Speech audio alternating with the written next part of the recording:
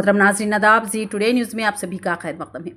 मरकजी वजीर फाइनेंस निर्मला सीतारामन की जानिब से पेश करदा 2025-26 के बजट में तेलंगाना के लिए कुछ नहीं रखा गया। ये बात टीपीसीसी के सदर महेश कुमार गौड़ ने कही।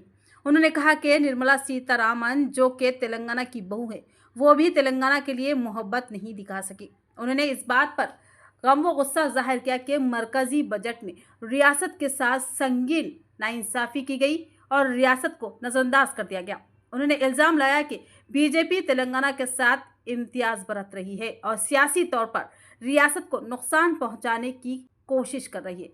वो ये भी कहते हैं कि चूँकि बिहार असम्बली इंतखाबात करीब हैं, बीजेपी अपने सियासी फ़ायदे के लिए मरकजी बजट का इस्तेमाल कर रही है। उन्होंने सवाल किया कि तेलंगाना के लिए वज़ीर आज़म नरेंद्र मोदी और बीजेपी कायदीन की तरफ से इंतखाबात के दौरान किए गए वादों का क्या हुआ। महेश कुमार गौड़ ने यह भी कहा कि तेलंगाना के वज़ीर आला रेवंत रेड्डी, नायब वज़ीर आला भट्टी विक्रमार्का, वज़रा, अरकान पार्लियामेंट और मरकजी वज़रा और वज़ीर आज़म से मिलकर तेलंगाना के लिए मुतादिद मुतालबात किए, लेकिन कोई नतीजा बरामद नहीं हुआ।